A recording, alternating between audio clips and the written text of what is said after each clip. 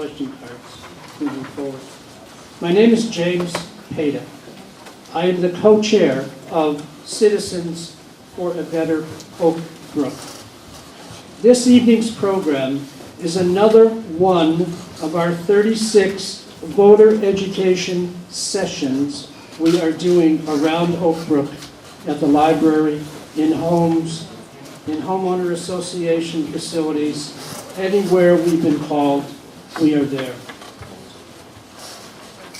We're focused on 2 referenda facing Oak Brook voters with a special emphasis tonight on providing our village trustee candidates with the latest information on these 2 proposals. Our political action committee is composed of myself. Co-chair of this group is Joe Monshane on the end. We have 35 volunteers helping us run these voter education sessions and helping us as we move forward on these 2 referendums for Oak Brook. There's a short biography of each of these gentlemen, our village trustee candidates, on the back of your program. Each of them has dedicated years of service to Oak Brook in a very, very impressive way. Our moderator this evening also has some very impressive credentials. In short summary, we are gathered here tonight to discuss the new elementary school proposal for Oak Brook and the location of that school in Oak Brook. If both referendum pass, the school board must next obtain the approval of the Oak Brook Zoning Board as well as the Oak Brook Village trustees, who will have the final say in the approval of this new school for Oak Brook. I'd like to thank the Oak Brook Library for allowing us to host another one of our voter education sessions here. Next, I'd like to introduce our special guest tonight, our village trustee candidates, Don Adler, John Barr, Phil Cuevas, get it right, William Denton, Mark Moy, and Stephen Young. After the presentation, each of them will be entitled to ask any question they feel is necessary to answer any question they may have. They can make any statement they desire in support or against these 2 proposals for whatever reason. That's fine. Our first presenter tonight is Alan Henslick, president of the Butler School District 53. Our moderator of this evening is Chris Roebling, in front of me. Chris is here tonight as a courtesy of the Union League Club of Chicago. I will now turn the program over to Chris, and he will explain to you how the program is going to unfold from this point forward. And I thank you for attending. Let's have a round of applause. Thanks so much. It's great to be with you. Thanks for having me out. I hope we have a terrifically informative evening tonight and that everybody gets their questions answered. We've got sort of a all-star lineup here that is prepared to chat amongst themselves. They'll be asking some questions after the presentation. And then all of you are encouraged to use your blue cards. So I want to make the point right now that penmanship, excuse me, penmanship really comes in handy. I did bring my glasses, but if you can use block letters, and if you can write short questions, so much the better. But ask any question that you want. And we've got an official here and nascent officials here who are going to deal with the questions that you raise. So when I get those questions, and they'll be picked up along the way, whenever, just wave your hands and we'll bring them up here. And at that point, I'm going to start clumping the questions. So if we get 3 or 4 questions that ask essentially the same thing, I'll say that's what we've got, and I'll I'll ask the one question that represents that. But every question form that I get will be put to the candidates tonight or to School Board President Hanslick. So the real second half of this program belongs to you, and it relies on your participation. The first half of the program is really up here, and that's going to be School Board President Hanslick with a presentation about the proposal, and then the conversation between the candidates and the school board president. So that's what we're going to get started with, and we look forward to hearing from you a little bit later on through your questions, and having, as I say, all around a very informative evening. We have met all of the candidates, and we've seen the presentation, and Alan is now prepared to take questions or reactions, impressions or concerns from the candidates. So, Mr. Cuevas. I got a couple, I guess one at a time then, and we'll go Yeah. down the line. The tax increase that's proposed for the in-district residents, is that a permanent tax increase, or is there some limitation once it fulfills the bond amount or whatever, is it going to go back to what it was before? It's a 20-year. Speak into the microphone so we can hear what he's asking, please. Okay, so the question is the proposed tax increase permanent? No, it's a 20-year bond. It expires after 20 years. In 20 years, the bond is paid off, the interest is paid off, and it goes away. Absolutely. Okay. Alan, thank you for the presentation, and I want to thank the school board and everyone who's involved with this, because... Let's speak more, no matter... Mr. Farr, if we could speak directly into the microphone. Okay. Okay. No matter where you are on this issue, I think we all care about the children of Brook. I've given half my life to the district and the children here teaching, and I think, Alan, you creating this vision is admirable, and all the people that are involved with this are admirable. It is a bit divisive in the village, as you know, and you want to buy 8.5 acres here and lease 7 more. Approximately. At Oak Brook, at the Butler School site, there's 10.5. And the properties north of there are 5.7. Combined, that would be about 6.2 acres that are there that would be equivalent, at least in acreage, to what you are seeking here. And a new school, which I fully support consolidating the schools. And I really like the idea of a new school or a very remodeled Butler school to increase the security and all the other things that you feel. It's the only, and I know that if you sold both properties, you get more money, that $5 million net if you get this property. But is the only other thing that is really the impediment there more philosophical? You do not want to use eminent domain to take the 5 properties north of the school, because those properties are going to be tear downs, I believe, at one point or another.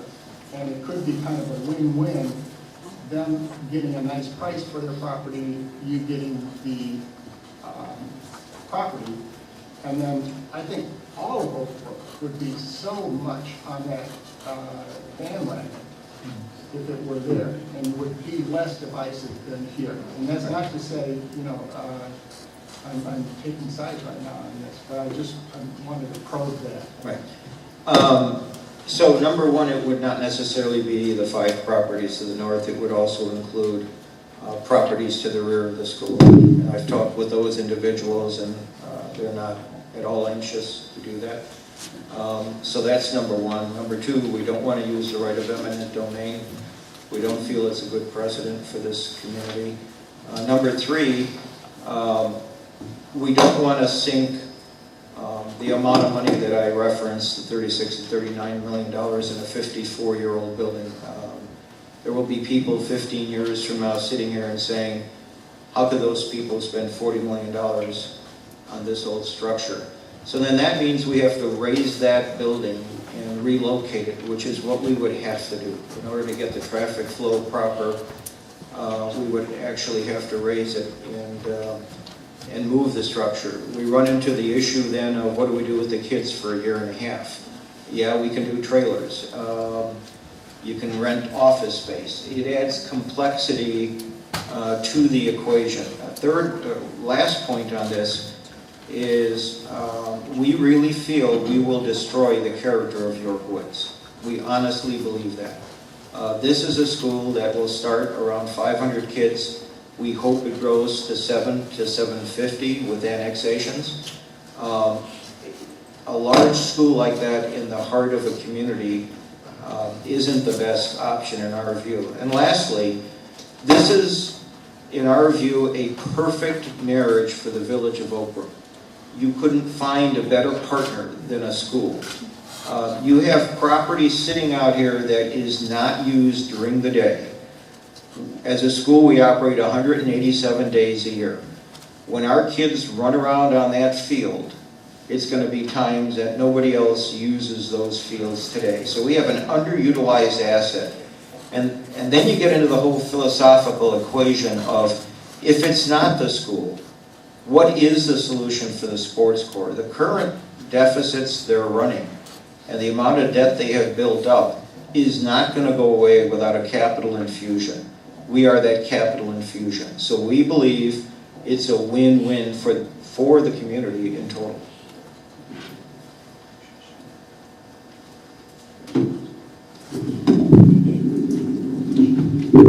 I'll try to get this a little closer so that you all can hear me through the recorder. Number one, I thank everyone who's worked very hard on this whole episode of the school, as well as looking at the sports car property. However, there's some things that have not been said, and I'd like to say at least a few of those things. Number one, I received a request to fill out a form on about utilizing the sports course in some different fashion. In other words, it was a questionnaire sent by folks down by University of Illinois, downstate someplace. And after I filled that out, I happened to get a postal card later that says they received it, and thank you very much. I don't know how many others did that, but I did it. And I believe that the results are being formulated, if they're not already formulated, but they're getting ready to be delivered now, and that's fine. I've also been understanding that the village board has been very proactive in writing plans and then working those plans. And obviously, I'm sorry, but obviously the sports cart needs a damn good plan. Excuse my language, but it does. And it will be getting a good plan, I do believe, because of what I have seen in the past. The current trustees have been doing a great job along with the village president. Lots of things have been going, in my opinion, very good. So back to the school issue, because that's the presentation today. I do absolutely endorse one school for the entire village. Do. However, the timing of this is out of whack. It's out of whack. There's too much fluidness in the plans. They're too flexible at this point in time. It's too early.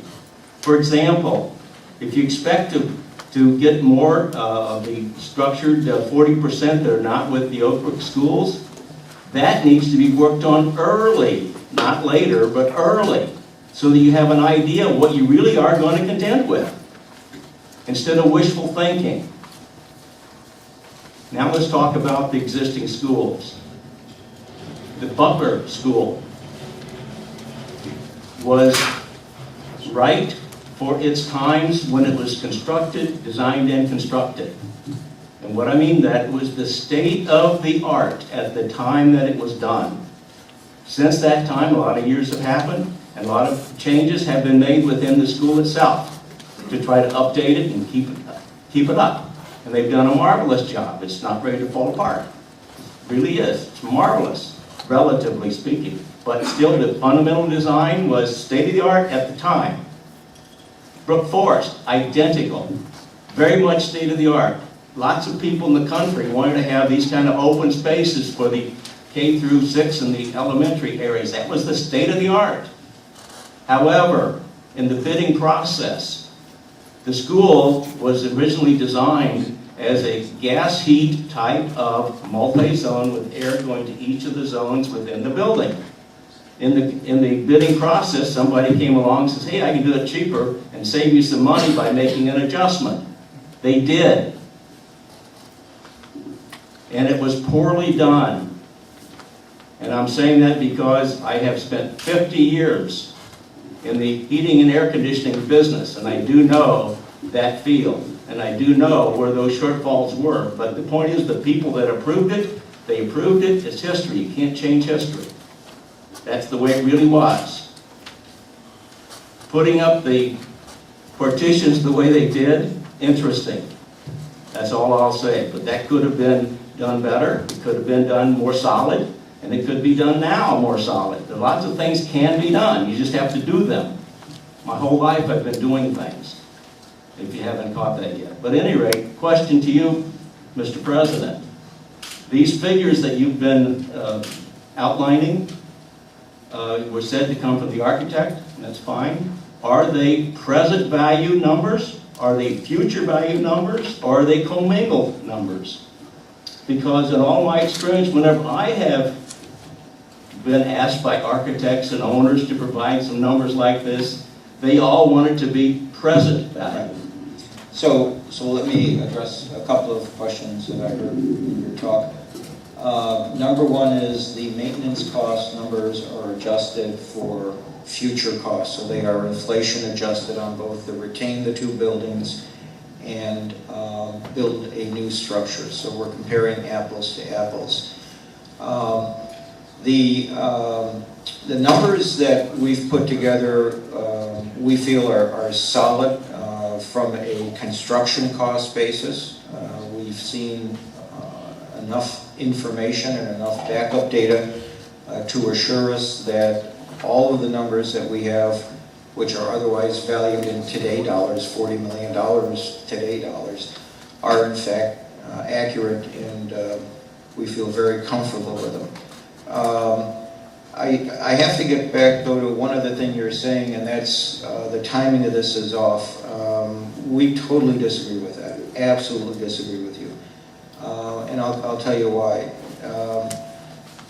By approving this referendum in April, it does not say this is a done deal. It says it gives the village the right to decide if it becomes a done deal.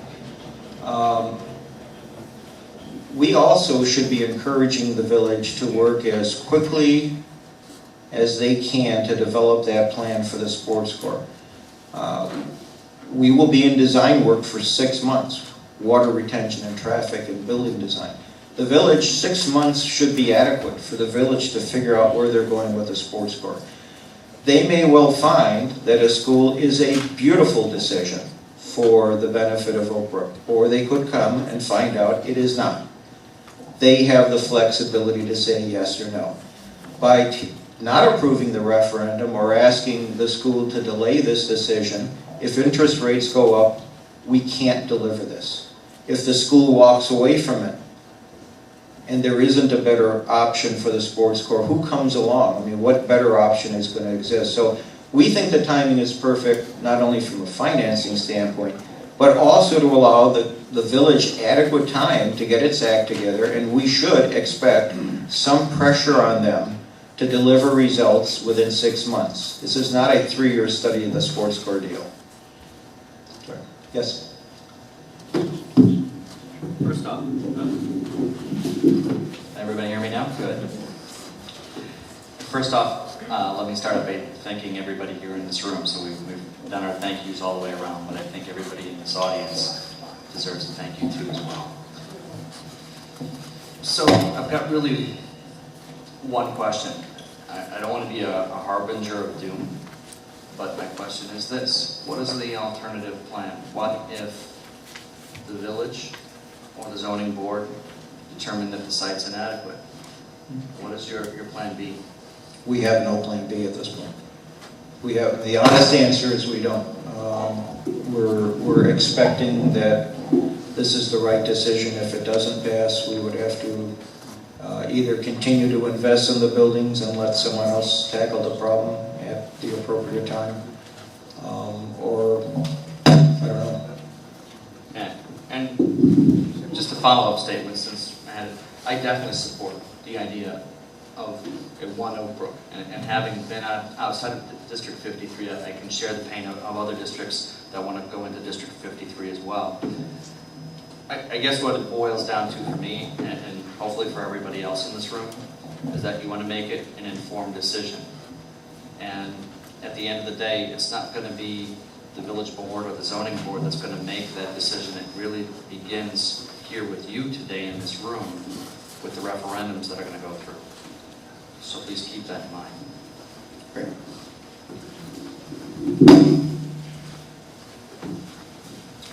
First, let me start by thanking A Better Oak Brook for hosting this forum. I think it's great to be able to have a community discussion and a high road discussion.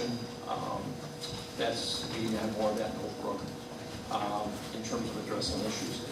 I want to go back to the cost for tax increase. Some of you may have seen 2 weeks ago I had a letter to the editor that was in the doings.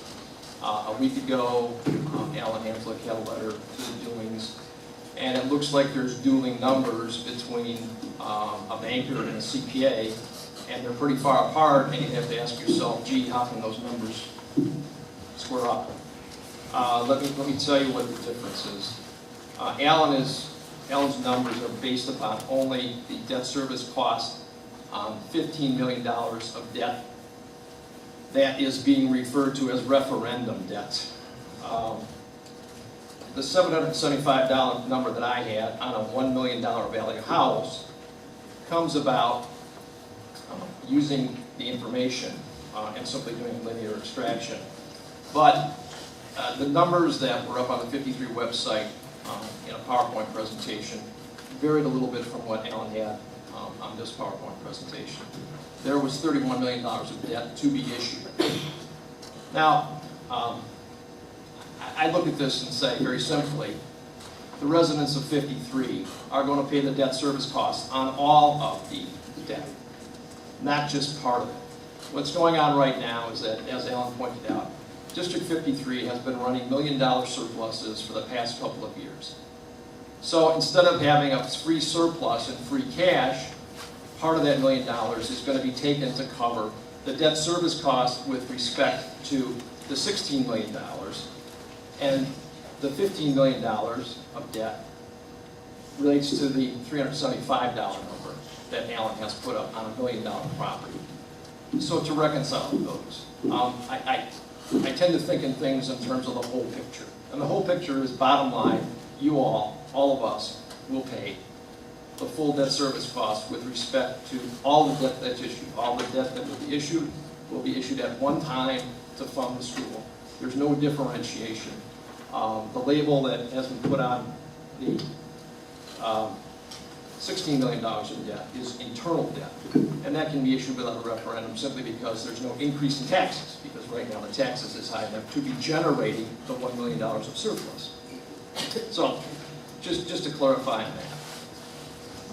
Then I'd like to ask Alan a question. There were obviously discussions with District 181, and that was in regards to becoming part of 181. But were there discussions with 181 with respect to what their experiences have been with their schools? They have some 7 schools in their district, a much larger district. They have schools that, the Madison School, the Monroe School, the core of those buildings goes back to the mid-1920s. And your point is that the core of the Butler School goes back to 1960, and that is a negative factor, and there's not a desire to deal with a school that has a core that goes back to, I'll say, only 1960, as opposed to the schools in 181, which have much older bases. And the second thing is that you've said that there's inadequate room at Butler based upon state guidelines. On 181's website, they have a complete history of each school. And I would tell you that they must be severely in violation of those guidelines. If you took, for example, Madison School and Monroe School, I think they both have the same enrollment, which is about 430 children, which is as big as our entire district. They're on 8.5 acres, which is the same amount of acreage that exists at Brook Forest. So I guess if you could comment upon those two considerations as to... I cannot comment about the Hinsdale building structures. I have no knowledge of them. I don't know what kind of condition they're in. I don't know what their life safety reviews revealed. I don't know what they invested. I would propose to you that one of the reasons the school tax rates are so high in that particular community is because maybe they didn't step back and look at what they could have done differently versus what they did. They did extensive remodeling, heavy debt loads to remodel those structures. So I'm not going to sit here and profess that I know whether that was a good decision for them or not. Concerning the amount of space required, I preface the comment to say they're guidelines. But I will tell you, and Mr. Barr would be, I believe, a supporter of this. Come to Butler someday, and it's 160, 165 kids when you have teams playing in the field. The girls' team for soccer is out there. The boys' team for soccer is out there. They split the field in half. We wanted to expand the soccer team, and we couldn't. We had to actually ask the sports corps if we could go over there, because there isn't enough room. And so, you know, that's okay. Is that Oak Brook? In our mind, it's not Oak Brook. It's Westmont, if that's the way we want to be. We can skimp on it. But we feel additional space is required, and we do believe those homes around it will be acquired. The last thing, your reference on the debt load, and I disagree with you strongly on this. Statistically, you are correct. We will issue $15 million in new debt paid by taxpayers. We will issue $10 to $14 million of that internal bond, of which the interest will be paid by our throw-off operating funds. Frankly, Just to clarify, Alan, isn't all the debt going to be issued together? It'll be... You've got the investment bank, you've got William Blair, they're going to underwrite bonds, whatever the amount of debt determined to be necessary to be issued, it's all going out together at a uniform interest rate. So there's no... But if you let me finish, I want to make sure that the people in the room understand the difference. People want to know how much are my taxes going to go up. They will go up $187 a year for a home valued at $500,000 because the $15 million bond, that piece of the bond, will go into new taxes. It's revenue that the school doesn't receive today. The second point, the other internal bond, the 10 to 14 million, yes, it'll be issued around the same time, give or take 6 or 9 months. That will generate interest payments required, which will come from our school. What we have done, hadn't we taken some of the actions that we did over the last many years, number one, we wouldn't be throwing off the money, so we'd be going to taxpayers to say, we want a new school, and you're going to be paying more taxes on $20, $30 million instead of 15. We can afford today to pay those interest costs from the current tax revenues that we receive from the taxpayer. So yes, one way or the other, they're washed. Everything is paid by the taxpayer. All $10.5 million a year that we spend in the school is all District 53 tax money. But what we have done that we think is important is schools need to be efficient like businesses. We're the people that have taken a look at ourselves, and we even say today we are not where we want to be.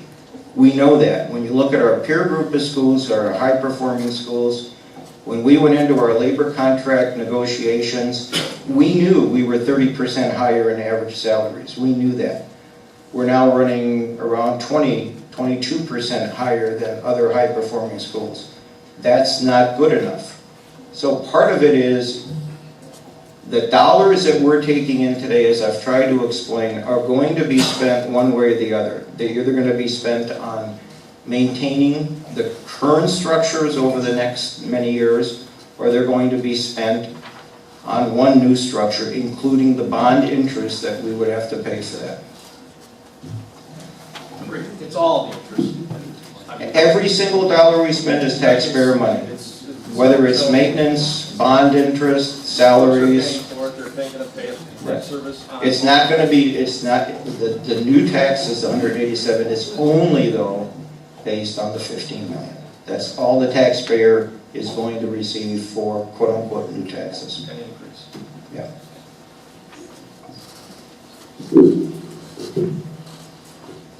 Hi. I also want to thank the citizens for Bella Oak Brook for inviting me tonight. My name is Mark Boyne. I'm a present trustee. And I think one of the major issues that I'm worried about for Oak Brook is our census. When I moved in 1987, my first census was in 1990, and that was about 9,000 some. In 2000, the census was 8,000 some. In this last census in 2010, it was 7,800. And the forecast is if we don't do anything, the next census, we're going to start with the number 6. Now, is that a concern for us? And I think it is, because a community, in order to progress and continue to be viable, has to have a sustainable number of citizens. So one of our responsibilities as trustees, as trustees, and as well tribute, we formed a whole committee for the village to try and see how we can attract families, especially young families, to Oak Brook. You look at Naperville, back when they were evolving and growing, they built a new school, and then they had excellent education, and the word got out that, hey, it's got outstanding SAT scores in Naperville, and the school system is outstanding, and they were flooded with young, new families. The property values went up, the census went up, and just can't guarantee it, but hopefully, I think this new school will go a long way to attract young families to Oak Brook. You know, in the last 4 years as a trustee, the overarching question I always ask myself, and any issue is this going to improve Oak Brook? Is it good for, it will improve the living style of Oak Brook, will improve the image of Oak Brook, will improve the revenues of Oak Brook. And then you always have to have balances. There's always negatives and positives, but looking at this new school, I believe, well, is yes to all of those. I believe a new state-of-the-art school combined with the already high-quality level of teaching we have here in Oak Brook. We have a high-quality level of teaching. I can attest to that. My 4 kids went to District 53, and District 53 offered them and gave them an outstanding foundation, educational foundation from which they launched themselves, and they all did very well. So we already have a Class A teaching. We don't have the facilities to match it. And in order, if we bring up the facilities to match the level of teaching we have, we're going to be attracting a lot of families, especially young families.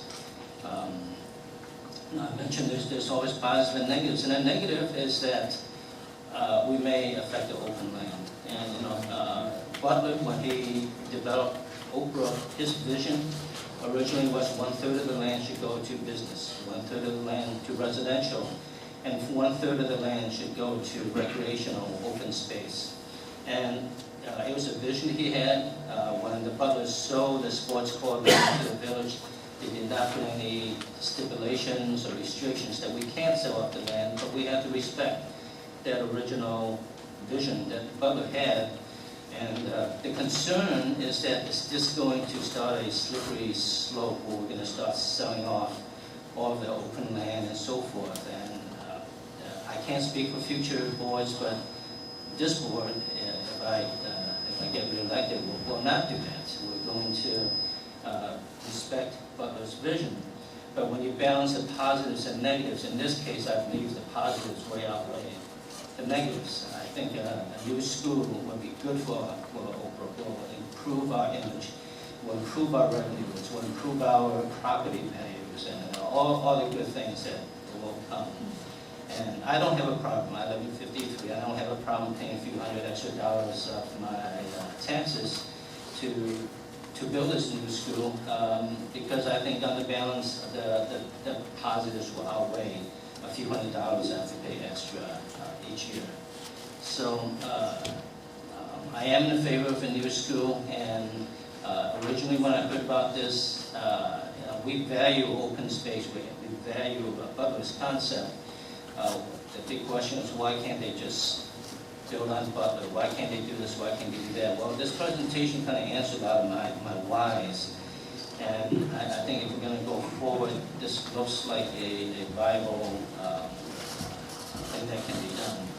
So I don't know if has really committed themselves, but as of now, unless I see other data to go against it, it sounds like something that will be good for Oak Brook, and I would be in favor of it. Terrific. Well, I'm going to get used to this microphone, and I hope you guys are going to get used to the noise. Here we go. Questions are coming in like crazy. Thank you. So I've been doing my clumping of questions, and the first ones are going to go over here, no surprise, and then later on we're going to have questions headed over here. So let me try and get through these. Some are going to require a little bit of answer, but some others are pretty quick. So to Alan Hanslick, this is from, I tell you what, I'm going to read all of the names of the people who have given me questions so that you're all identified, but so that, you know, people, and then I'll read the questions separately. So we've got questions here from Lynn Trombetta, from Ray Cheska. Joan Duffy has given us a few questions. Alan West has given us questions. Mary Lou Cheska. Let's see. We got a lot from Joan. Okay, Jan Naborowski has given us a question. Carl Maurer has given us questions. Matt Anderson. And if I see any other names along the way. Now, here is our first. To Alan Hanslick. How can you claim to be fiscally responsible when costs per student, and I, by the way, when there are assertions of fact in the question, I'm not making that. That's coming from the questioner. Please speak to your neighbor, okay? So I don't know if this is true or not. It's up to you. How can you claim to be fiscally responsible when costs per students have risen 36%, 4 times 9% per annum, at a time when inflation has been low and local businesses and families have been enduring a terrible economy? The answer to that is pretty simple. We live under a labor contract. This is a union school, like all schools are in Illinois. When our board came on, we were living under the contract that was negotiated 5.5, 6 years before that. That labor contract was an expensive labor contract for the school. We could not break the labor contract. It has to continue as it is. What we are trying to show is we're trying to head the right direction. We have more work to do. There are very definitely some significant issues that we want to continue to tackle in the next contract, but you can't go in and void a contract that is in existence. But if you look at the trend of the numbers, we're beginning to make progress. That's why our entire board agreed to stay on another 4 years to continue to make the progress that we've made to date and to try to see these activities through. Thank you. We heard about Paul Butler a moment ago. Okay, Dr. Moy. Yeah, we were just looking at the numbers for how much Oak Brook 53 pays for their school taxes, and we are the lowest in the entire area. Cleveland Hill, the average tax is $17,000 that those homeowners pay for their school. Hinsdale is $15,000. And all the other school districts that come into Old Brook is around 12 to 15. In Old Brook, the average tax is $9,000 some dollars. So we have the lowest tax as it is right now of all the communities that surround us. Okay. We heard about Paul Butler a moment ago. If the legacy of Paul Butler calls for retaining 1/3 of land for recreation, how can we think of using it for a school? The legacy of Paul Butler was smart enough to determine and to put in the deed of the contract that if the need ever arises, 85 acres of the 260 acres can be sold. So he was smart enough to understand that nothing lasts forever, and he provided the village with flexibility to raise revenue or to alter the course of 85 of those 260 acres. So I would contend that's my answer. Here's another one. I'd like to interject in that too. All right, Steve Young. Just because we give up land in one area doesn't mean that we can't acquire it in another area. And so fiscal proceeds that we obtain from the sale of land in one area doesn't mean that we can't pick it up in another area. We're not held to that area. A perfect example would be, say, the S-curve that's over by Westmont, the Saddlebrook area. Terrific. Has the soil at the sports core location been tested and found suitable? Now, this is a yes or no. In spots. It's yes, no, or in spots. All right. We Here's haven't another one. done soil borings yet, but we know the area, the wooded area from the civil engineering reports is not as suitable. Okay. Why in such a hurry to get this done? Wouldn't our cost really be $30 million and not just $15 million, since we pay for both? This is kind of the line that was taken up by trustee candidate Adler. Since we pay for both the new bond issue and the interest on the 14.7, and at 187 per 500,000 assessed valuation, we are talking about 374 per 500,000 since the money that's coming in. This according to the questioner, cost of an Oak Brook home is greater than $1 million. We would be talking about perhaps $750,000 to $100,000 per year increase in taxes for the plan. The answer is no. The increase in new taxes is what we are stating. You can go to the extreme and you can say if you didn't have a school, then there would be $10.5 million returned to District 53 taxpayers. So every dollar we get in is coming from District 53. If you want to have a school, you know, there's a certain amount of expense that goes with it. We believe that the fact that we're working to continue to improve our efficiency and we can fund an internal bond is the right course. Okay. Will annexed areas, assuming that I guess they achieve annexation, still need to pay taxes to their current districts as well as to District 53? No, what if you complete the annexation process, you stop paying taxes in your old district and you assume the tax structure in the new district. Will those old districts agree with it? I don't know. Well, We've had this hold on one argument for second. years. Okay. Will the old districts agree? I'm the blue card now, okay, so I'm talking blue card, but let's try to keep it on the blue card, folks. Okay.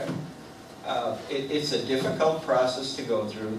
The old districts losing the revenue will fight you. It takes legal action. I'm not an annexation, de-annexation expert. You can maybe talk to people who are in it, like Midwest Chase. Ash is there, Ash Patel, he's right in the midst of it. I do think it makes a significant difference that the school system acquiring is willing to stand up next to the people who want to de-annex and say, we support you, and go to those meetings. I think it makes a huge difference. But the test case is going to be Midwest Chase. Keep an eye on it. Okay, blue cards, no outbursts. Here we go, another question. When justifying a large upfront investment with cash savings over 50 years, financial standards, we heard some of this in the conversation, require that the future cash flows be appropriately discounted. Paying $1 today to save $1 50 years from now is a bad investment. Did you properly discount future cash flows? And if not, why not? And if so, what interest rate did those discounts assume? Yeah, we did not discount, we looked at it as today dollars. And the other reason, so if you look at how the dollars are loaded to us, there's a pretty good trend there on how they're going to be paid for. But the other thing, again, we're trying to get people to understand, we did not want to do a 50-year projection. The only reason we did a 50-year projection, because we don't believe it could be fully accurate, is because when we did the 10-year look, people said, well, wait a minute, spend the $12.2 million and your problem goes away. Why do you want a new school? The 10-year investment isn't the same as a 50-year solution. So that's why we had to go stick our neck out and do this 50-year look. Either way, the bottom line, either way, the way the dollars fall when they're going to be spent, those dollars are going to be spent. Some a little sooner than others, some a little bit later. What legal assurances are there that would assure voters that the Brook Forest school property, if sold, could only be sold for residences and not for some other purpose? And it gets back to what we said before. We're trying to take every precaution we can. We're going to raise the building. That's a $550,000 cost to us for Brook Forest, $740,000 cost for Butler. Number two, we're working with the village. These are the guys you're going to want to look at to see if they're going to cooperate on changing some antiquated zoning laws that we have in Oak Brook that exposes every community today to a bad zoning decision. So we want a text amendment. We expect, from what we've heard so far, they're very agreeable to it, so we need their support. Third of all, if we get the text amendment, we can always put on a restriction on the land if we need to, which would forever run with the land that would say you can only do homes on that land. We've invited the Homeowners Association to come in and participate in the choosing of a construction firm, a developer, to make sure it's of the quality that we all want to see. So, you know, other than death and taxes, there's no guarantee, but we're taking every reasonable precaution we can to make sure these things are continue to be what they're intended to be. Okay, this. Yes, please do. All of us here at the table have received copies of the appraisals that were done on Brook Forest and public properties. And my question, my point relates to, in those appraisals, the appraiser made an assumption that highest and best use would be as residential property. The appraiser did not discuss use of the school properties potentially as a school property. Now, whatever you think about the desirability of that, my question, my point really is, from a fiduciary standpoint, for the District 53 board, I would believe that the District 53 board has got a fiduciary responsibility to address what that other highest and best use could be, rather than just dismissing it and saying it's going to be residential property. And to cement an example, they came up with a value for Butler of $5 million. They assume they're going to sell 17 lots of Butler property. Without getting into the details of the appraisal, I would just say that there are things that are missing in that appraisal. Because what they did is they came and did a discounted cash flow as to what a developer would get, and therefore what a developer would be willing to pay to 53 in 2016. No provision for roadways, no provision for sewers, no provision for utilities that the developer would have to spend in developing that property. And when you take that into consideration, I think that there's probably not 17 properties, probably quite a few less. But more importantly, that comes up with a number that's $5 million. Let's say, for example, that the value of Butler School in place as it exists, used as a school, would be $10 million. That's a $5 million gap. How has the board addressed that? Fiduciary responsibility. Okay, so to answer a couple of your questions, the appraisal on our school properties was done under two methodologies. One is as future, to a future development. And you're right, they looked at it over the course of many years because those lots wouldn't come on the market till after we vacate the building. And then they're anticipated a 2 to 3 year process to sell them. They also looked at sale of properties that are like our properties. And they provided in that appraisal, as you may recall, multiple properties that they compared the per square foot value of these properties to. Right, that was as land value. As land value, yes. And if you look at the sports core appraisal and you adjust for the timing differences where we are going to be vacating ours 3 years from now, they're looking to sell now. Though the two different companies that looked at all three parcels are within $1,650 an acre per lot. I know the sports core is going back for a second appraisal, and as we can have 100 appraisals, and that's great, but on the surface, the appraisals appear to be accurate for all three properties. Concerning highest and best use, we have the right to raise our building. The cost of the value of the current properties assumes originally that we would leave the building. So the cost of the tear down for that building was discounted from the property value. Whether we destroy those buildings or not, or the developer destroys them, it's a wash to us. So the property value goes up if we eliminate the buildings. We intend to eliminate the buildings. I understand it, but I don't think you answered my question.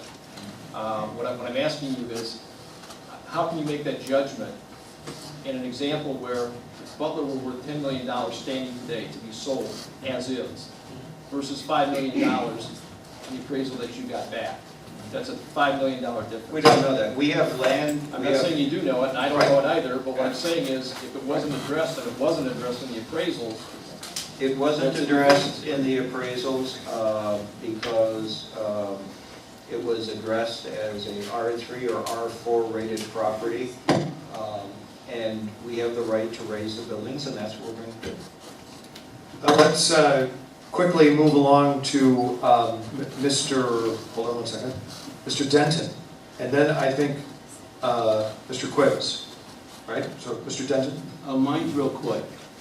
I read the reports. The reports was all-inclusive. That means the building, the structure, and the land. When I went to school, buildings were depreciable, and the land was not. And whenever I have owned property, the land has to have a residual value to start with, and then I have to recoup all gains on top of all that. So therefore, I think you're misinterpreting the report by thinking you can start with this all-inclusive value, tear down the depreciable. They didn't say how much it was worth, the building, and then that's going to be the land? No, sir. That is wrong. Again, the appraisals that we have read fairly carefully, assume the value of that property without a building. And we have the cost in the report of what the per square foot, it's $7 a square foot, to raise either of the buildings. You do the math, and that's where you get the numbers. So, that's a net number of what the raw land is worth, which is very similar to other parcels of land surrounding Oak Brook have been sold. If it is improved property, the value of those lots, the 17 lots you mentioned before, goes up considerably, estimated at $500,000 per lot. But we're not in the development business, we're in the school business, so we're going to sell it as raw property. Mr. Quibbs? It's right. I think the original question was about the legality as far as a restriction on the current school property. Is there any type of guarantee legally that can be made or done to guarantee what would be put on those two existing schools, if I remember the question right? And first, understand that this referendum is a non-binding referendum. We've had referendums in Oak Brook that have passed, and the trustees didn't act on it. So the voice of Oak Brook, the people of Oak Brook spoke, passed the referendum, and the trustees went against it. So you have to remember in the back of your mind, the ultimate people with the say in this are going to be the trustees. Now, getting to the legality of that property, zoning is held within the village. you can get variances, you can get different things. Now, if you're going to talk about a contract of a land of sale and put a restrictive covenant on it, that's different, but that's not something that's put forth yet. So the answer to the question is there is no guarantee. You're going to be trusting the trustees, whether it's through the referendum to follow what you say, or if the referendum passes and they decide to tear the schools down, you're going to be trusting them that residential is going to be put up there, that it's going to be zoned that and not variances are going to be issued or different things are issued. So that's what you've got to keep in mind when you vote for a trustee and when you do something, is get all the facts and know what the legality is of it. There is no guarantee. I'm open to receiving a blue card that puts that question back on the trustees, but we got to keep going. Yeah, can I just add to that? Very quickly. You're absolutely right, and what we learned legally from both the village and the school is first we've got to get the text amendment through, then we could put restrictive covenants on that could be enforceable.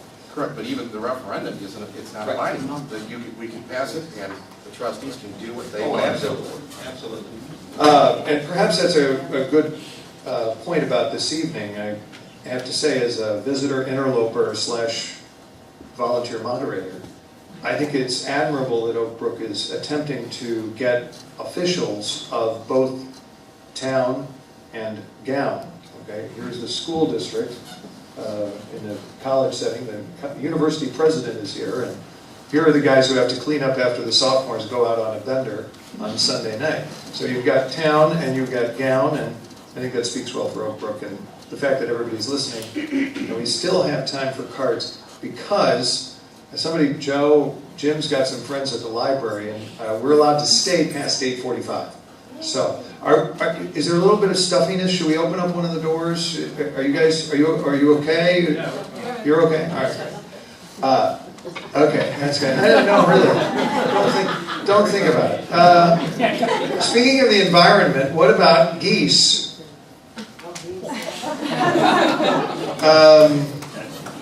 This is obviously from a border collie breeder.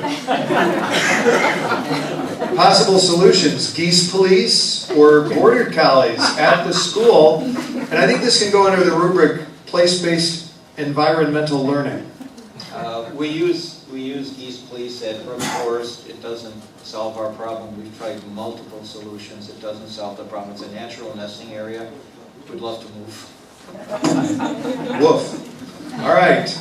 What are the plans for the two locations? I think we've discussed that after that's taken out. All right. I think that's been adequately answered.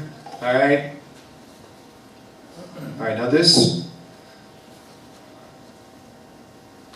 All one Oak Brook changes include entering District 86. Again, I don't know if that's true. But what is the possibility of that happening without support from District 86? Question mark. Why is 86 not addressed by the District 53 presentations? District 86 is of great importance, but ignored, according to the question. We have no authority over District 86, so we can't speak for them. They are remaining neutral, I believe, on the current annexations.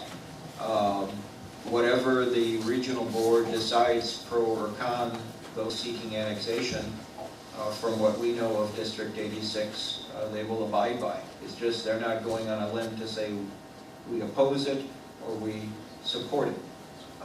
That's being driven by us. But as long as a annexation doesn't unduly negatively impact a school. In other words, if someone came to us and said, look, we're going to give you 700 kids tomorrow, we'd say absolutely not, because we can't, that would unduly impact us, and then a school can say no. I don't expect with the annexations that are being looked at in Oak Brook over the course of time they're being looked at, it's a fairly insignificant number of students, for instance. What is the price per acre for the 8.5 acres of the sports core? We haven't negotiated that yet because the village went back and was seeking a second opinion on that.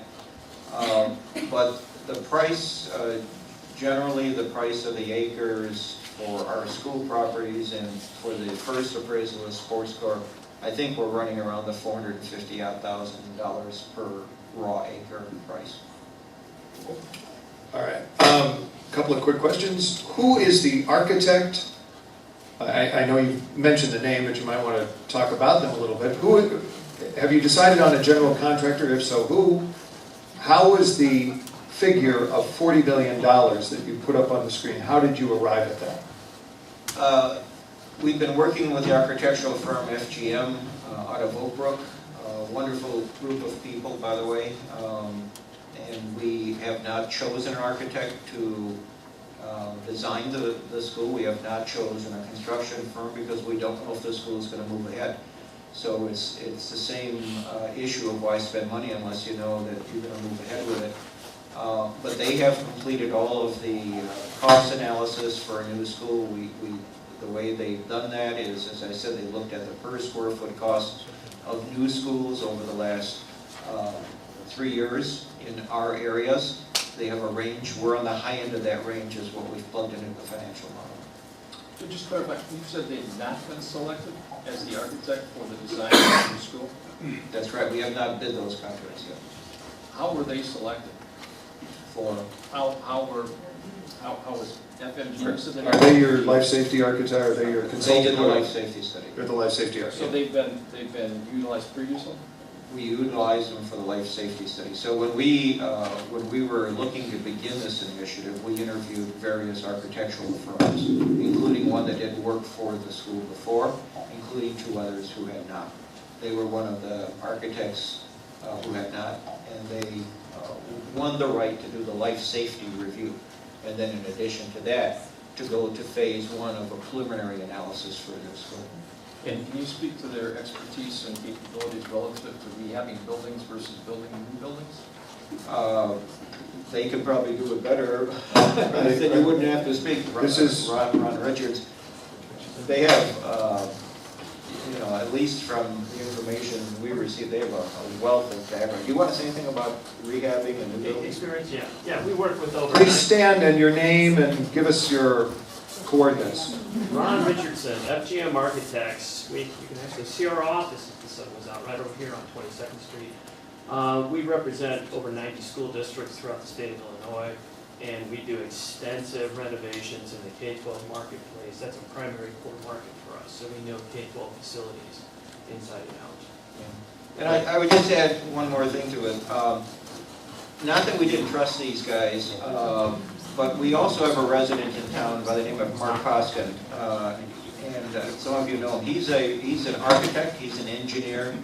His firm does school construction and school maintenance.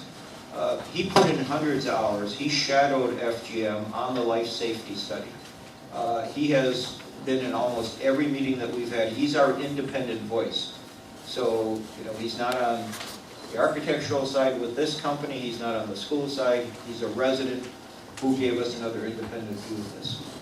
Would FGM bid for the business for designing the new school? Oh, well, yes. We're the district architect currently, so we hope to continue with the district. Okay. Over here. Having taught at Butler for 30 years, and in 1999 we did extensive demo and rebuild. The science labs that we designed are high school quality labs, even some small colleges. When you build this, there are 2 things that I hope that you will keep in mind. One, keeping this building on a human scale so that kids can relate to the building and not have it feel institutional. Because Butler right now is a second home to these kids. They drop their books anywhere, they still are there. It's not institutional feeling at all. And then second, the quality of facilities that we do have. We may be a little bit tired, but our labs, science labs, with the lab benches, the laboratory spaces, the hoods, the lecture centers, the prep rooms, all of those things, they were used as a model for other schools by a Liggett architect when those were first built to bring people in. So I hope that, I'm not asking you for a guarantee right now, but I hope. Everybody else does. But I hope, Can you guarantee that? Absolutely. I hope the standards would be there, and I would expect them to be for you. Yeah, and I would just add, we realize, and FGM can confirm this, this building has to be built from the inside out. That's why there's a lag time between approval and construction. We have to have experts. That's not the school board designing the school. It's teachers, it's administrators, it's visiting other schools. We tried to get some conceptual drawings so that people could visualize what it could look like. We know we want it to be a warm building. We don't want an institutionalized building. We've tried to characterize some of that in those drawings. And we're gonna, the last thing is we're gonna take everything out of our current buildings that we can before we demolish them. So, you know, one of the reasons we're willing to demolish is we're gonna gut the buildings. Alan, I'd like to throw in a quick question / comment. I think part of what we're missing here is the other half of the equation, and that's the sports score. So I asked the question before, what is our alternate plan? And if we don't have an alternate plan, I think it's pretty important for everybody in the room to know what happens if the referendum doesn't go through. What's the impact? This is referred to as the no-build option, okay? So this is more renovation, so this is more renovation. And you did cover some of the no-build Yeah, I option. guess the reason we're punting on it, because as a board, we haven't spent enough time on it, but I can tell you the character of the conversations. Once we commit to repairing the buildings and upgrading, we're stuck, because once we have expended our reserves, the $6 million, I mean, we know from the 10 years life safety study, we know that in the next 10 years we will spend our reserves and we will spend our throw-off cash. So we're committed. Once we march down this path, there isn't any turning back. Because what happens 10 years from now, then, if somebody else comes along and says, well, let's go build a school, they're going to be about $15 million, $14 million short of where we are today. And you know, this community is going to probably not want to commit to a higher bond. So that's why we're going to have to really sit back and figure out, once we commit to spending, it's over. Okay, we're nearing the end of the blue cards for Mr. Hanslick. So if you've got more for him, please send them up now. Why not outsource all K through 8? The way, I don't know, I didn't write this book. The way that 9 to 12 is already sent out of town to Hinsdale, and might lower taxes actually spur some of the growth that Dr. Moy referred to in his remarks about the population. So you might miss the one slide. We did study that. We studied it quietly because we didn't want parents outraged. The taxes would go up. The reason our tax rate is so low in 53 is because we're fortunate enough to have a large corporate base of customers. A little over 50% of all the revenue the school receives is from corporate clients. Hinsdale would love to get their hands on our tax base. The problem is, by getting their hands on our tax base, we also then have to accept their tax base. And that's what they call a blended rate. So we could close the schools and merge with Hinsdale. Tax rates for District 53 families would go higher. It would be someplace between our current, you know, the example of the $9,000 and the 17, it would fall someplace in the middle of those two.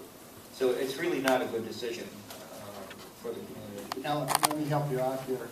On a $950,000 house, if you went to District 181, just the elementary, it would be $7,418.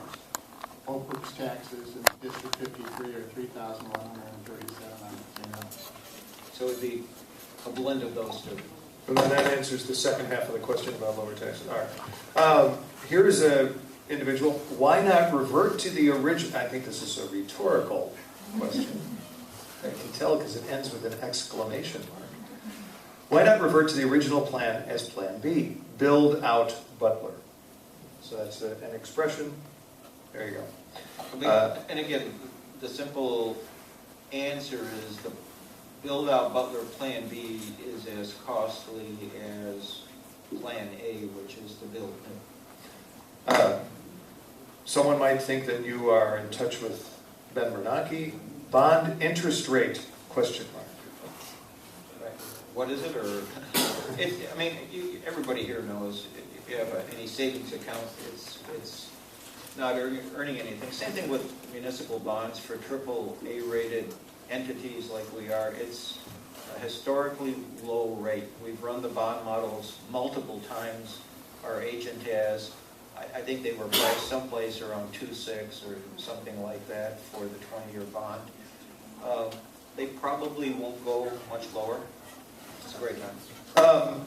What firm will handle the issue? Who is your FA? For the bond? Yeah.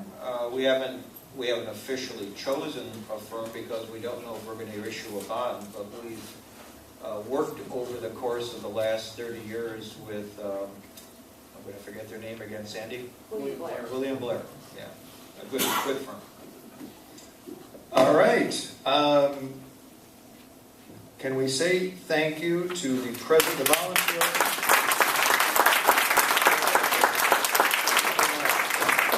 I wouldn't say put your candidate. I know. I wouldn't say put your feet up, but you may relax, and you might even deserve another thing of water. Concerned resident asks to all candidates. Now we're back to you guys. In an effort to please everyone, candidates often skillfully play both sides of an issue to get votes. Not necessarily referring to Oak Brook, but however, you cannot please everyone, yes or no, as an Oak Brook resident. Will you vote yes or no for the two referenda as proposed, building a new school on the sports core property? Paren, if not answered directly, I will be discouraged at your unwillingness to be transparent. Period. End parentheses. Who would like to go first? All right, we've got a volunteer. As I mentioned before, I thought that this was going to be a contentious issue because in Oak Brook, going back years and years, we've had some real divisions in this village. And I didn't want to see this once again. And I thought that there would be an opportunity by using the north lots, acquiring those, and Oak Brook, getting about 16 acres. You have the same amount of acreage that you do here, and to build a new school and find some solution. That may have been just wishful thinking on my part, but that's what I was hoping for. That being said, a new school on sports core land, I can understand Alan's vision.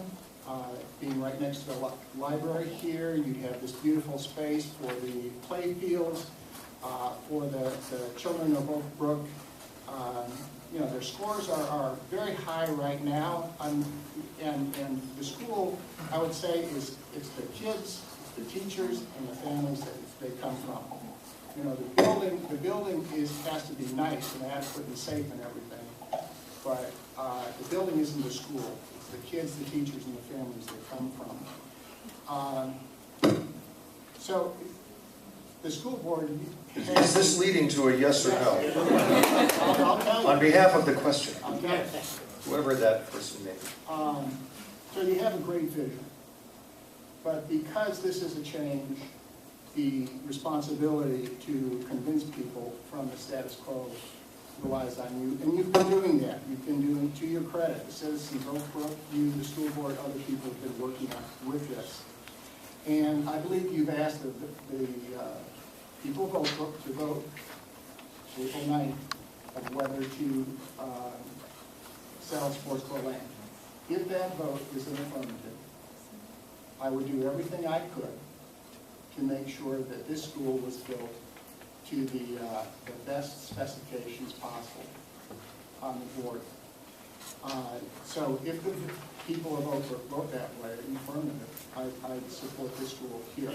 Now, if I do get on the board, there's also other things going to have to come up. there's going to be compromises probably have to be made, some kind of decision from the zoning board. And when you get on the board, you are sitting on the board and you have a fiduciary responsibility for the village of Oak Brook. And you have to take all the evidence and weigh it and make a decision then. I feel like giving an answer, yes or no, up or down right now, it's like a judge ruling before they hear all the evidence. And I think I could be accused of being biased if I did that. So you've asked the people of Oak Brook to vote, hear their voice. If on April 9th they say, yes, let's sell sports car land and build a new school, I do everything I could to support that. Dr. Moy. I think I already committed myself when I said yes, but just a little bit more. In my life, part of my philosophy of life is you always have to move forward. You have to progress, you have to improve, you have to set new goals constantly, or else your life just becomes flat. So this, I think, is an exciting thing for Oak Brook. If we can have a state-of-the-art school to match the state-of-the-art teaching, it would go a long ways to improving the image and everything else for Oak Brook. So my answer is yes, I am in favor of this. Thank you. Anybody else? Mr. Denton. Two issues that I think the question is on. Is it just the school or is it the property itself? They're asking about both. Okay, just so I understand. Based on my thoughts at the moment and all the things that I've heard and read, plus my internal knowledge, which I've gained over the years, I am compelled to vote no on both issues, even though I have told you I still like a unified school. I think the timing is out of order. There's a lot of things need to be done. I have been accused in my lifetime of looking too far ahead, and my brain does look far ahead. I was the first one in our company to put in a computer system whenever our general manager says, no, we're not going to have any computers. That kind of thing. So that I am looking forward and far ahead. I cannot believe anyone sitting in this room had a vision 10 years ago, just 10 years ago, that we would have cloud computing and have these tablets and have these modern things that we have now. Look at how technology has been changing over the years. I mean, look at the rapidity of that. Schools have to undergo that as well. Nothing becomes static. Everything is living. Even a brick technically is living. Moisture goes in and moisture comes out. It's living. All of us, woke up this morning, and all of us are approaching the very next moment as a brand new moment that we've never lived before. And we are looking ahead. And I challenge each of you to be comfortable of, like I said, it's too early of a decision in this because I know what's coming in a lot of areas, and the technology for building the schools, the operation of the schools, the energy that it's going to consume, gas and electric, should be toward zero. Thank you. Mr. Cuevas. I don't live in the school district, so I can't vote whether or not. But I could vote on another referendum with the sports court. But one of the problems I've got with a question like that is that's not my choice. And that's the problem with politicians, and one of the reasons I ran for office is it's not my choice, it's the people's choice. And until you commit to do what the people say, you're not doing your true job for the people. And it's my impression that when you are elected by your peers, they're trusting you to be their voice, to do what they want. Cutting it off at the angles and saying I would do this or this, that's my opinion. That's running my kingdom. That's how I run my house. I moved into Oak Brook 6 years ago with a kid. I chose District 205 because of the continuum. She goes to Elmer Schools K through 12. I would like this plan. I don't know if it's been addressed or not, but that's a good plan. K through 12 in one town. I know it's a small town. I don't know if that's been addressed, but that's why I chose Elmer's. That's why we're losing a lot of people in Oak Brook to Elmhurst and Hinsdale and Naperville and other things, because they've got K through 12. They get their friends, they're not split up. Even now, we've got a K through 8, but then they got to go choose, which high school. Private high school, public high school. I chose it, I went to York. I wanted my kid to go to York. She said, we follow the students through. I'm happy with what they do in their school district now. I'll be involved in it. And that's why I ran. I can complain all I want. Until I do something about it, it's just my words. And the word I can give you guys is what Oak Brook says, I'll do. And once Oak Brook speaks, I'll make sure it's done right. It's my job to get the right job done, not to put my hands up and say, trust me. These are the numbers, or I know this person, or I know that person. It's do your job. Whether that's 20 bids, 30 bids, you do your job. And that's what I can promise is once you speak, I'll take the lead on it, speak for you, and do it right. Thank you, Mr. Young. I have to concur with Phil on this, that at the end of the day, it really is the voter's decision.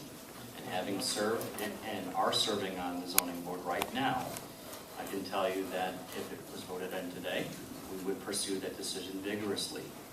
If it wasn't, I can tell you two other things will happen. So first off the bat, there wouldn't be any backroom deals. So if you said, well, we voted it down, are we going to come back and try and have some kind of backroom deal where we're going to bring it in without the voters' will? The answer is no. We're not going to do that. The other thing we're going to do is we also need, again, if the referendum's voted down, we need to take a look really close at the sports score and how it's being fiscally operated today. We have to do it. It's operating today at a loss. If you take a look at other village services, we're operating at a loss. Somewhere along the line, we have to take a look at these things and bring them under control. Whether it's now or a year from now, it has to be done. And Mr. Adler. Well, I guess I'd start from the perspective that I'm a great believer in the Socratic method, which is to ask every conceivable question to arrive at the right answer. So I ask a lot of questions. My hoped-for contribution to the community discussion was in part the letter that I wrote to the Doings. In the process of writing an article of that nature, you're limited severely to 250 words. I started off with 750 words. In fact, I didn't even get the full title of the article in, but which was to the Butler School District 53 Board of Education, do all your homework and show your work to get the right answer for Oak Brook. I've said before in the process of the caucus interviews that what I really want to see is a full analysis of two alternatives, one being a new school here at the sports core, two being a rehab of Butler. I haven't seen all the answers. But what I would say is that if the referendums are affirmative and the District 53 and the Oak Brook residents vote yes, then I would work to that end and assure that there's proper follow-on to what the will of the people is. This is one of the unique circumstances where you have direct democracy. Normally you have representative democracy, right? So you're electing trustees and you're electing school board members to be your representative. In this case, it's a better deal. It's direct democracy. You vote on the question and give your answer. And so there's no ambiguity, and you don't have to rely upon a trustee to represent you or somebody in the school district to represent you. Terrific. This question really was anticipated, I think, by the remarks of Mr. Young just a moment ago. For the candidates, do you think being $2.4 million in debt, meaning obviously the sports court, is a good job by the village? And so what is your plan, with or without, to alleviate that circumstance? I'd like to pick that one up if you don't mind. I'll follow. Sure. So, actually, I spoke to Dave Niemeyer, our village manager, this morning on this very matter.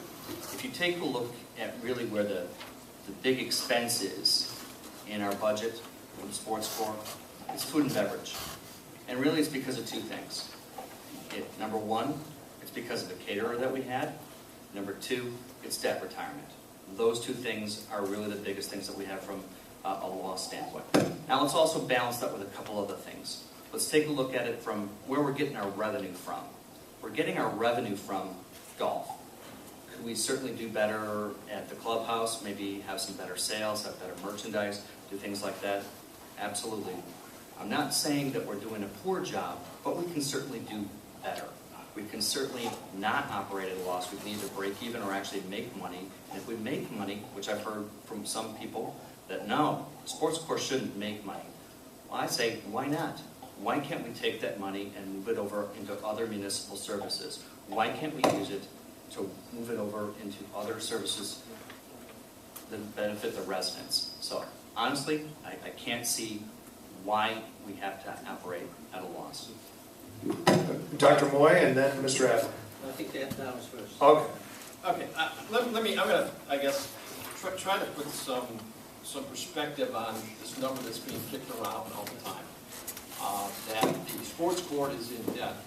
The sports court is part of the village.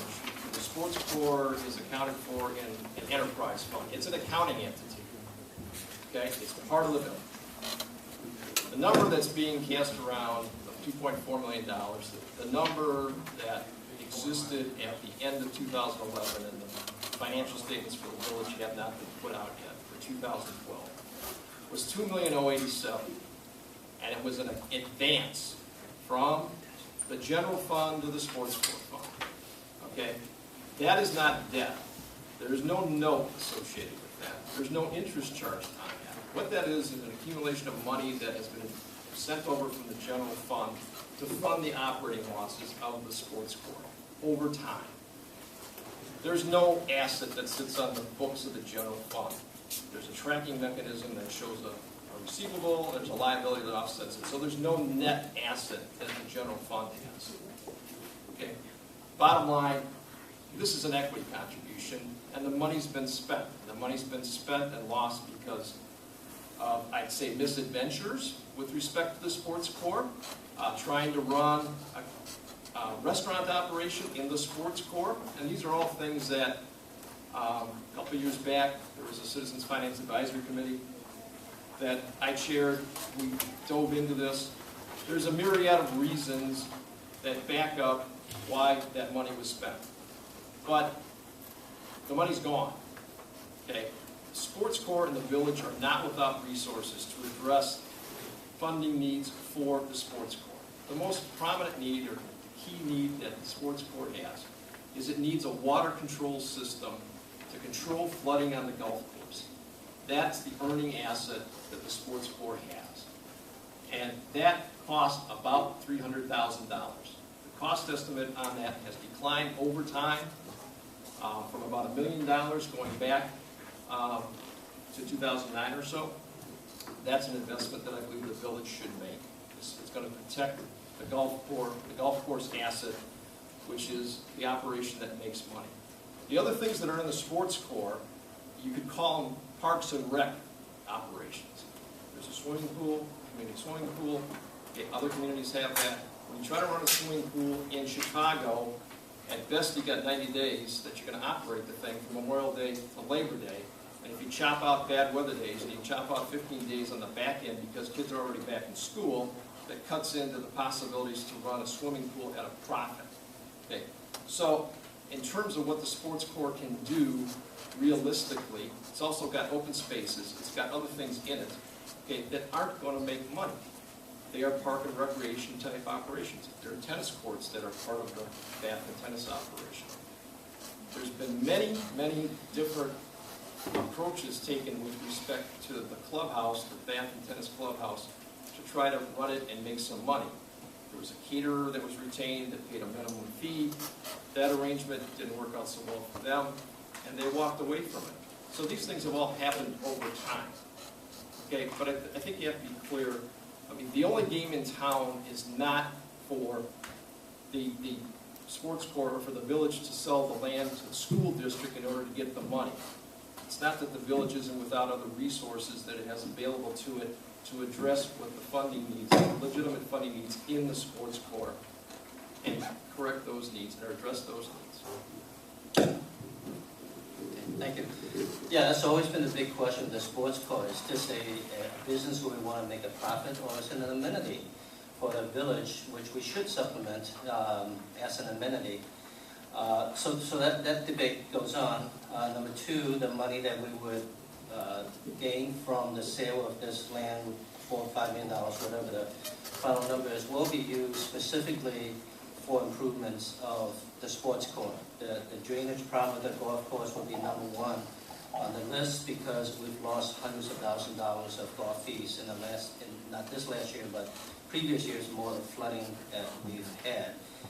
And so that money will be used for the sports core, not just put in the general funds. But we've been trying to think outside the box of how we can improve. And one exciting thing that just came up is that the same person who runs our polo, I forget his name, Keller. He has vineyards in Michigan, and he has outdoor weddings there, and it's become a fad, outdoor weddings in a vineyard, very high scale, high taste weddings, and he has too many.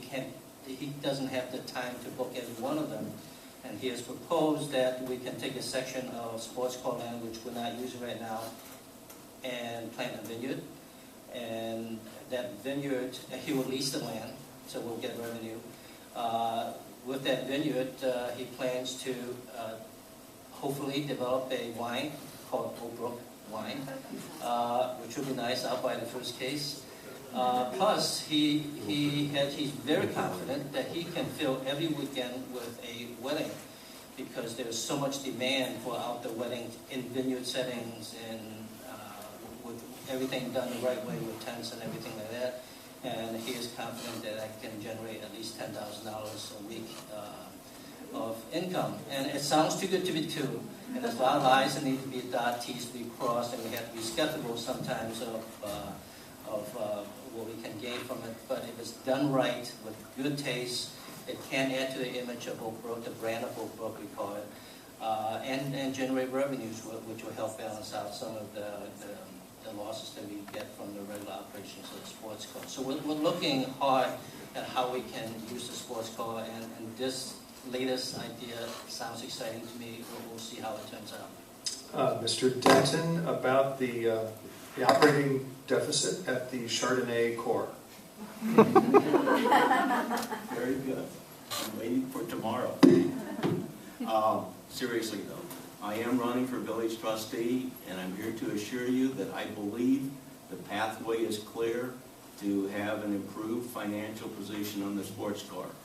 Reminder, once property is sold, it is sold. It's not recoverable. That's an important thing in my mind.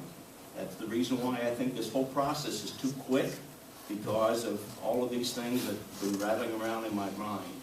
For example, I read an article last week on a new town that's built like 25 miles west of Seoul, Korea. Wait a minute. Very, very large building. And it's the zero airport. energy. Zero energy Right. going in and going out. Things are happening all around the world. Things are changing. We need to respond to all of those things and be ahead of the curve. Just building a stadium. Well, you're bringing that up again. So now we're going to go back here. You got to put your feet down. Sorry. No, that's okay. I'm going to take your point and put it back to Mr. Hanslick. Do your plans anticipate the sort of 20th century model of 20 to 25 or whatever, 22 to 27, whatever your ratio is, kids per room, with a teacher per room? I mean, I did not hear much from you about curricular impact on the built environment. So in what respect do you anticipate this sort of evolution, not just sort of zero energy and the kind of sunlight harvesting and all the good stuff you could do out here, but what about the impact on your built environment by advances in learning, technological advances in learning. And we got to wrap this up, so in 12 words or less.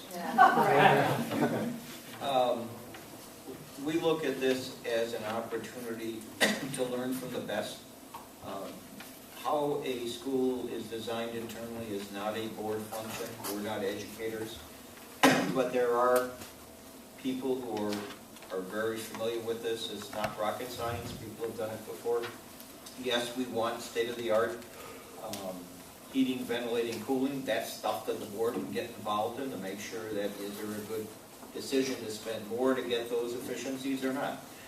As far as the learning environment, we are going to rely upon our teaching staff, our administrative staff, and outside professionals to help us design the interior of that building. What we do know is that the parents in District 53 like small classes.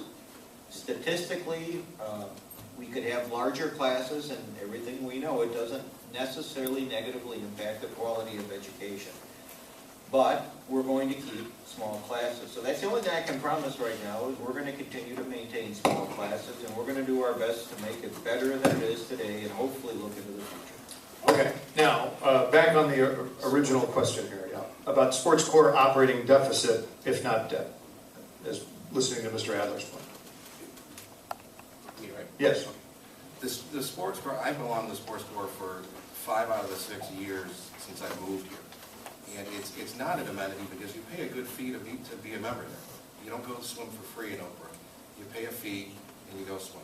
And there's other amenities with the tennis and the golf. My kids taking tennis lessons there. The programs aren't there for the kids. We're taking my kid over to Elmhurst for some of these programs because we don't have them there. What other town do we have? What other town around us, Elmhurst, Hinsdale, any of them, that has this kind of land with a lake, with all the resources, with the tennis courts, with the golf course? We just stood in line at Sugar Creek to get my kid golf lessons because we don't have a program there. And now, when we went there, people were handing in stacks 3 times as big as this. You can't get your kid in at Sugar Creek and Elmhurst for this golf program. Why aren't we having those lines in Oak Brook? Why are we not taking that and turning it into the black? I couldn't believe it when I looked into this and saw we don't have this program. So we go and stand at Sugar Creek, and they're coming in with stacks. And now they're doing a lottery for this. Why are we not doing that here? They are. And then I get for we have an extensive lesson program. the kids camp lesson though. You know what I'm talking about at Sugar Creek? The one that they have there? Not Sugar Creek, I'm familiar with them.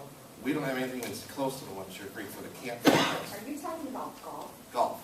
There's no golf because the male adults take up all of our golf time. So they don't want to take away from that time. And if we could build new holes, if you will, they would do it. And that's what we need to do. Yes. We need to give these people. And so listen, you are seating another Oak Brook Village meeting. And I look forward to, I might drive out that evening and listen to more on the sports court. But that goes to the we got, I've got 2 more questions here, so let's wrap this one up. Did you want to say? Yeah. And now, wait, are you finished, Mr. Cuevas? Sure. You're looking at additional uses. Well, what I'm saying is it's not an amenity. The question was asked as far as the debt goes with the sports court. Or the deficit. Or the deficit. And it should be operating in the black. Okay. My complaints about the sports court that I've made throughout the years have gone unaddressed, and I will address those. Okay. Mr. Bach. I'm a little different from Phil here. We do have a U of I survey that's going to come out. Hopefully will give us some direction on what this is used. But we, in Oak Brook here, we spend $90,000 on parkway maintenance. And if people want part of the sports court just to be left open, there's a cost to that. There's a maintenance cost just to that land. And the golf course has been doing a pretty good job, except we've had a couple of floods, one in 08, one in 2010 that was very extensive and that hurt us a great deal. Most of the debt we have, as was pointed out, is internal. We used to do a subsidy. We don't do that anymore. It's just kind of a line item. So that kind of addition is just called now debt and created Most of this internal debt is because of the clubhouse expansion, and then trying to run that as a banquet facility and not being very successful at that.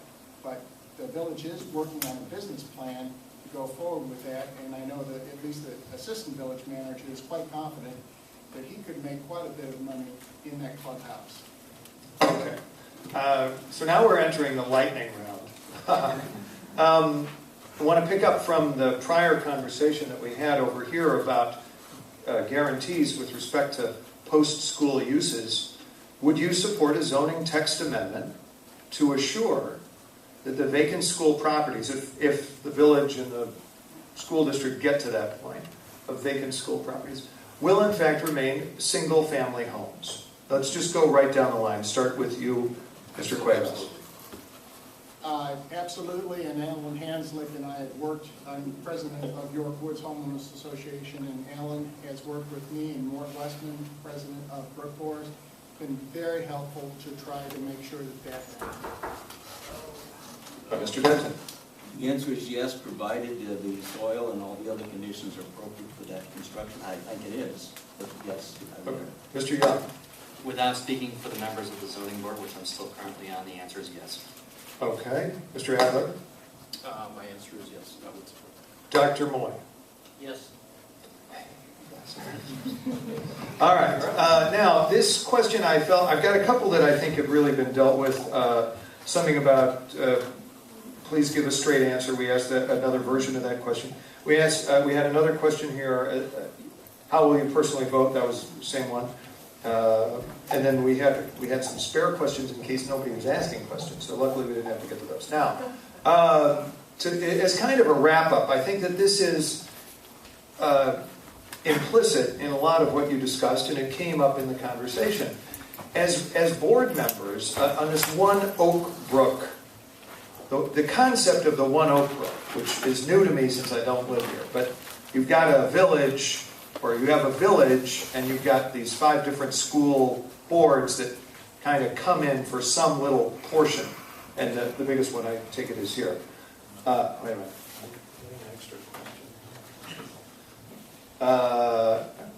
How many children will be served? In the new school? Yeah. It would be built with initially 20% additional capacity and expandable. How many acres of cars? Cars? Mr. Tumbata? No. How many acres of what? How many acres are going to be purchased and how many acres are going to be leased? Okay, how many purchased, how many leased? Right, purchase 8.5. We would probably lease 2 acres for water retention. We may put water retention under the school and lease none of that space. And then we would lease during the school day, the several acres. We haven't figured out how many acres, but whatever is in back of the school to let the kids run around on. Okay, now back to this kind of wrap-up question. If there's interest in the one Oak Brook concept, and it does require threading various political needles about deaccessioning or what do they call it? De-annexation or whatever. And you are elected to the village board. What would your posture be in office relative to if these residents in these 4 corners that are not part of this district, if they want to go forward, are you going to be there with them? Would you be neutral? Would you be against them? Where do you sort out on this question of de-annexation? Well, it's when you're bringing them in, you're bringing more tax revenue over, you're taking away from the other school districts like 205 and Hinsdale and stuff like that. The problem is getting their consent. I'm not sure if Mr. Hampton talked to 205, but from what I've heard from them, they don't like that. But that's them. I'm asking about you. If you are elected to the school, to the village board. I would support, if the citizens want to move, I would support them. If there was a plan B, I know there isn't, but if there was a plan B, I would support bringing all of Oak Brook in, because that would be really great to have a unified school for Oak Brook. And we're so detached right now. If and when the referendum passes, school is built here, I think we are morally obligated because this land belongs to all of Oak Brook. We are morally obligated to pursue attachment annexation for all the rest of Oak Brook. Mr. Denton. If they want to come in. Mr. Denton? The answer is yes. I would work toward that very diligently, very similar to the position I was placed in whenever I had the opportunity of teaching at college.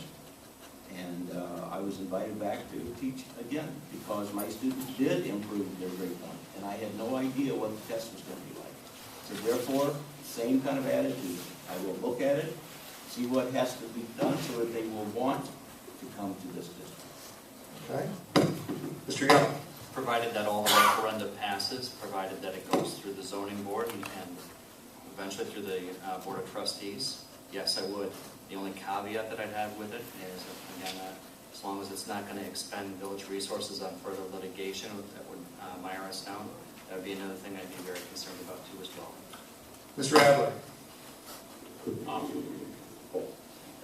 My view is that if you had a clean sheet of paper to start with in Oak Brook, I would draw that clean sheet of paper so that there's one K through 8 school district for all of Oak Brook, as opposed to the 5 that presently exist. I think the situation is a little bit different relative to high school districts.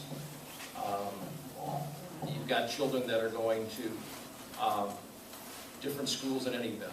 A good portion of the graduates out of Butler wind up going on to private schools, and so there are decisions, but that's at a point in time when a child is 14 years old, as opposed to when a child is 5 years old. And we didn't experience this in York Woods, but in other subdivisions. You know, if Johnny and Jimmy are best buddies since they're 1 year old, they grow up together, and comes the day to go to school in September when they're 5 years old, and one of them goes to 53 and one of them winds up going to the Downer School District, I think that's a little traumatic. So, and that's with no prejudice against either district. They're both fine districts, they're excellent. So I would work to support it, but I would point out that this is not primarily village jurisdiction. This is school districts. The whole process of de-annexation, annexation comes about amongst the school districts. The village board does not have jurisdiction. It can be supportive. It's neutral from a tax standpoint, does not impact the village's tax revenues at all, since the village doesn't run off the property taxes. Dr. Moyne? Don said everything I was going to say, but the quick answer is yes, of course. It's ridiculous that such a small community is divided into 5 different districts so that your children's friends who lives across the street, who you've grown close to, goes to a different school than you do. And so, yes, of course, I'm in favor of a one Oak Brook school district. But like Don said, we have absolutely no jurisdiction in this matter. The school board, the park district, and the village, we are separate entities. So we can give support and say we support this idea, but we have no jurisdiction to move in any other way other than to give support to this idea. Okay, let's have some time before we go. Oh, okay, come on. To one Oak Brook, I think that there's a little bit more to one Oak Brook than just as regards to the schools. And I think it's a matter of walking the talk. And by that I simply mean that right now the village board has not met with District 53 on a regular basis. And there have been some meetings, obviously, with regard to this issue, no question about it. But what I'm talking about is on an ongoing basis, the primary units of government in Oak Brook are the Park District, District 53, and the village. Okay? And those boards have not met on an ongoing basis. And I think that there are opportunities for synergies, there are opportunities to ignite this community and draw things out by taking a one approach, but being expansive about it. Okay. Now to wrap this up on a human level and not just be all business tonight, since you're candidates and these are potential voters, I want to get something that's not in your official bio. Okay? Somebody just said it's a question of walking the walk. Of course, we all know that can you You talk the talk, but can you walk the walk is a famous line from what incredibly fantastic movie that is really the source of all understanding? Full Metal Jacket. All right, so I'm going to ask you this question. Stanley Kubrick's overwhelming masterpiece, which is actually about linguistic philosophy, not about war. But having said that, I want to hear from each of you either your favorite movie or the first rock concert you went to when you were a kid. This is not in your official handout, and I'm not... And Mr. Denton, don't tell us there wasn't rock and roll. I saw you at a Pat Boone. All right, let's go with Dr. Moy. Favorite movie, Shawshank Redemption. Okay, Shawshank Redemption, Moy. Mr. Adler. Oh, my first rock concert, Chicago, and I'm a guy who grew up in Milwaukee, so... All right, was it at Milwaukee Fest? Yes, no, it was up in Milwaukee's Arena at the time, which is still standing, but it's a different name. But that's quite a fantastic. show. Quite a show. Mr. Young. Favorite movie, Coriolanus. Oh, wow. First rock group that I ever heard was at Chicago Fest with Jane Byrne and the Beach Boys. Fantastic. All right, Mr. Denton. Movie, The Sound of Music. All right. Rock concert, I didn't ever go to one of those. Well, come on. What about a dance? Come on. That's different. Did you hear? That's not a rock Did you go to Lake Geneva to see Frank Sinatra? No, I did Come on. not come to Chicago until 1970. Okay. That was All right. before. All right. I'm telling you like it is. Okay. John Barr. I do not go to a rock concert. Oh my gosh. I know. My dad was an Episcopal priest. That probably had something to do with it. Perhaps so. But my absolute favorite movie is To Kill a Mockingbird. Excellent movie. All right. Mr. Cuevas. Saw Neil Diamond with my grandmother. Whoa. Whoa. That's cool. It was pretty good. Yeah. And then the movie, I got a 6-year-old, so I got to think way back. I think On Golden Pond is one I'll always watch when it comes on. Is that right? Is that right? A hand for the candidates. Before we go, Joe and Joe were behind the scenes and did everything. Please thank them.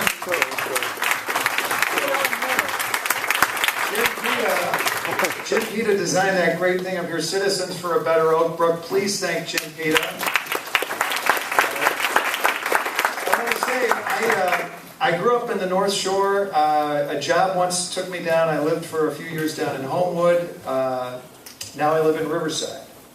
Oak Brook's always been a special place. Oak Brook is always associated with me, for me, with very fun times, whether it's playing golf with my kids or buying a diamond ring for my wife over here at the mall, or an apple, something, whatever Apple's coming out with. I now live in Riverside, which, like Oak Brook, was centered on man's relationship with nature. And I think that in many ways we look at Olmsted the way I think all of you see Mr. Butler and his vision.